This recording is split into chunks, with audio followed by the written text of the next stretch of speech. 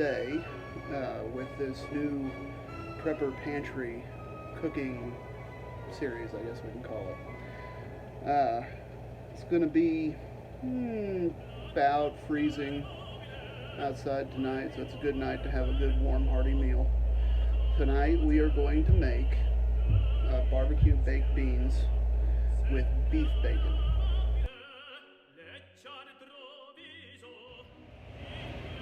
So to start off, we've got 2 cups of dried beans.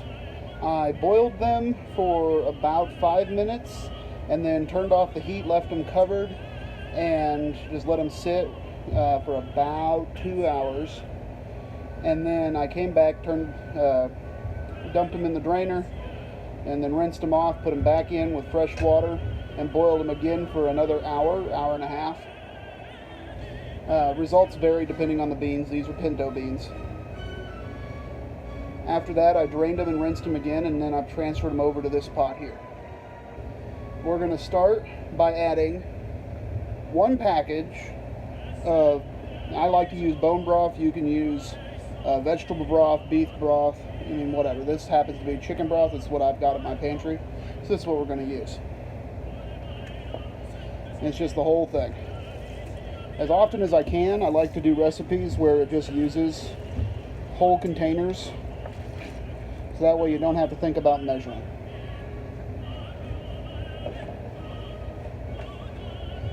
After that, we're going to follow it up with 1 small can. They have 2 different sizes at the store, I noticed.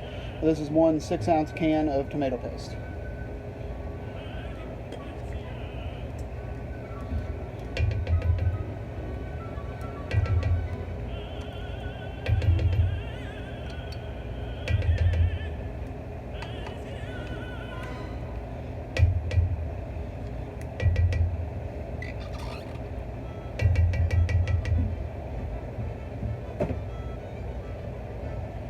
And then I have 1 4-ounce can of Hatch chilies.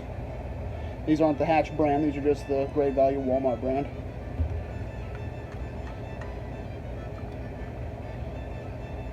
You know, a lot of people think that prepping is just rice and beans and a few other things, but canned goods last several years.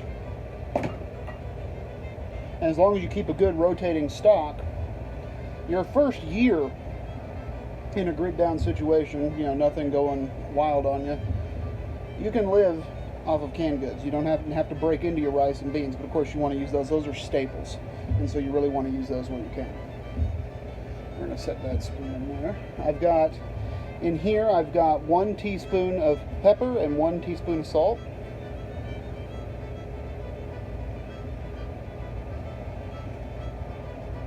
I've got minced onion. I got about a 1/2 cup of that.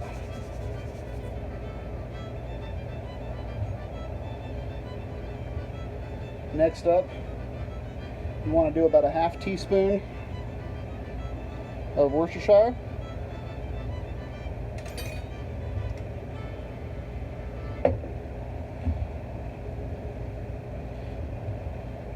About a 1/2 teaspoon of mustard. Oh, it's brand new.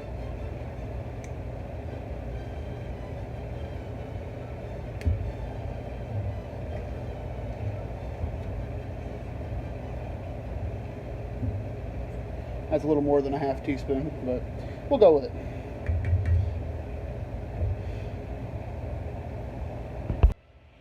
Okay, so I just added several ingredients, not realizing that I didn't re-hit the play button or the record button.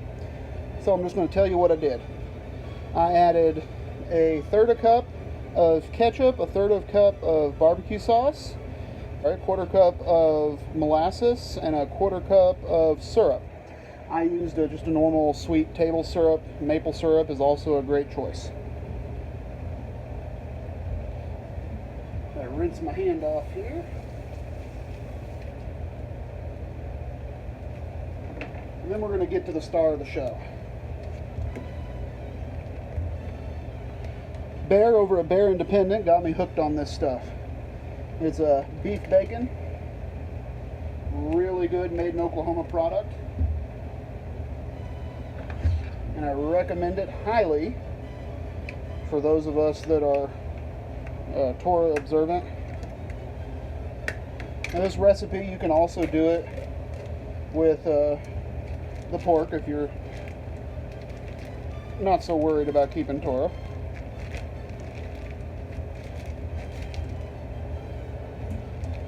But we're just going to use a whole package of this bacon here.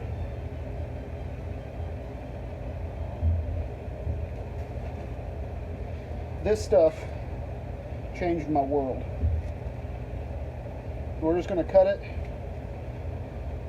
into chunks, like so. Anything that falls on the floor, the dogs will get when I let them back in.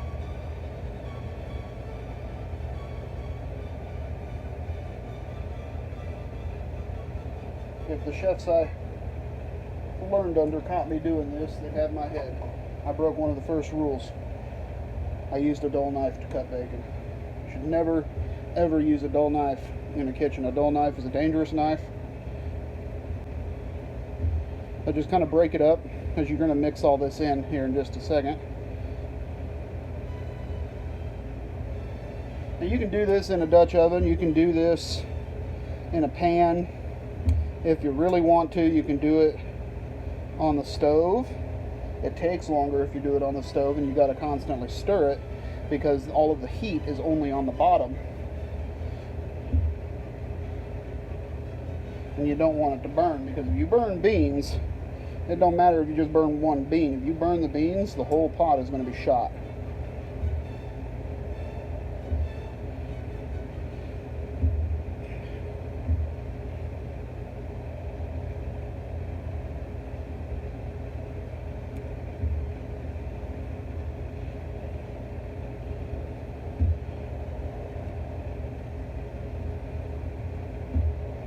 So we're done with this. Pull it out. All right.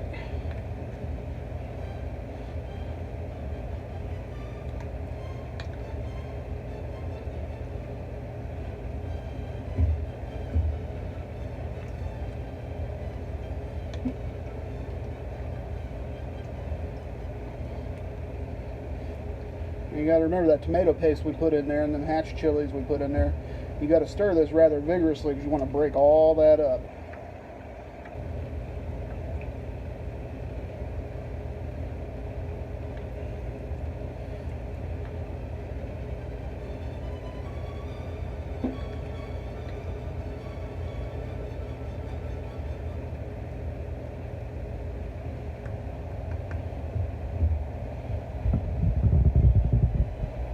That's about what we're going to have right here. It already looks so good, but these beans are not 100% done yet, even though I've cooked them. They're only about 80% or so in the par cooked, and they'll finish off. They'll absorb a lot of the moisture from the broth we put in here. And you can use any broth, it adds extra flavor. You can use water. If you're going to use water, save the water off the beans from the second boil, and you'll get a lot of bean flavor to reincorporate back into this.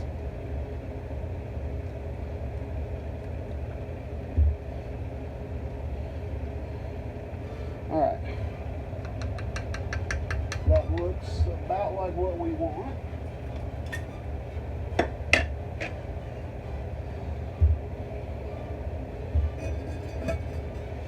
So for the first bit, we're going to cook it covered at we're going to cook it at 350 for 30 minutes covered, and then we'll take the lid off and let it finish the last 15 to 30 minutes. We'll just kind of have to check it and see what we got, but we'll check it back with you then.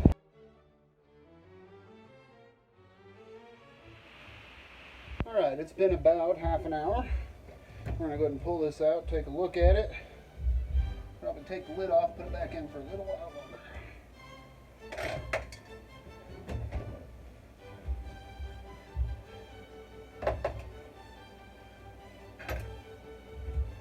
Bring you over here so you can see what I'm seeing. wonderful cinematography here.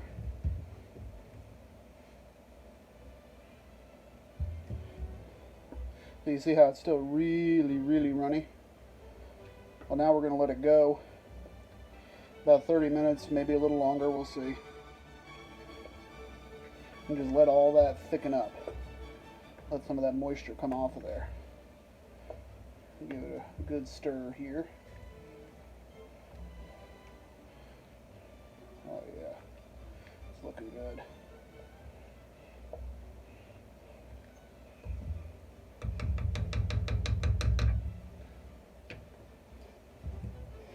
Alright, so we'll check back with you here in about 30 minutes.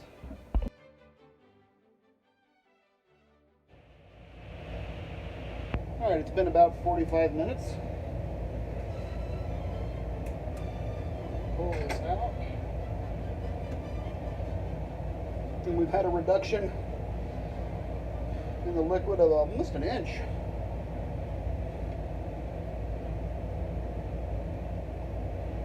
Give it a good stir here.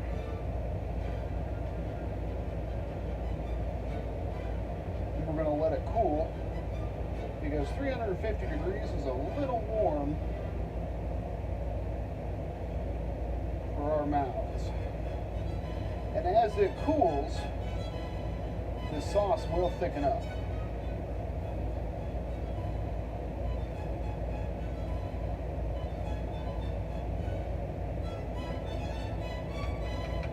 Let's let it cool about 15 minutes.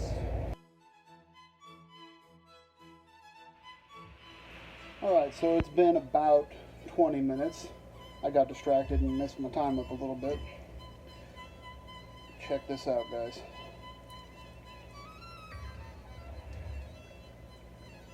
It's thickened up a little bit as it's cooled, and I am ready to have some.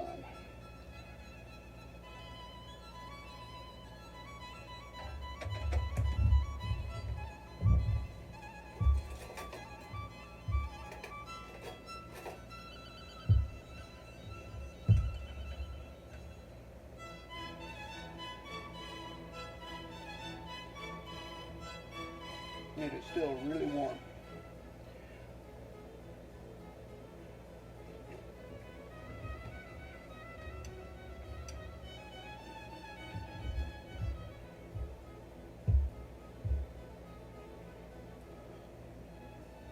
No.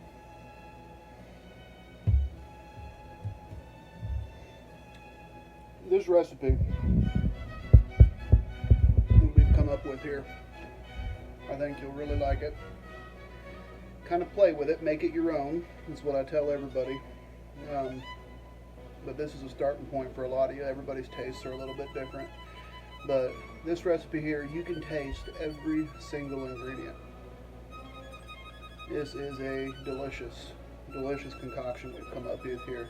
That beef bacon. I don't know why that's a tongue twister for me. That beef bacon really brings this dish home. So y'all get out there, get to cooking. If you want to short circuit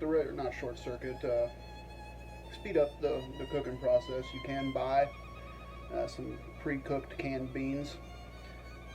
But I will tell you right now, this dish right here has a lot less sodium, so if you've got some health concern or something like that, making the beans yourself, you really control 100% of the cooking process, the preparation and all that.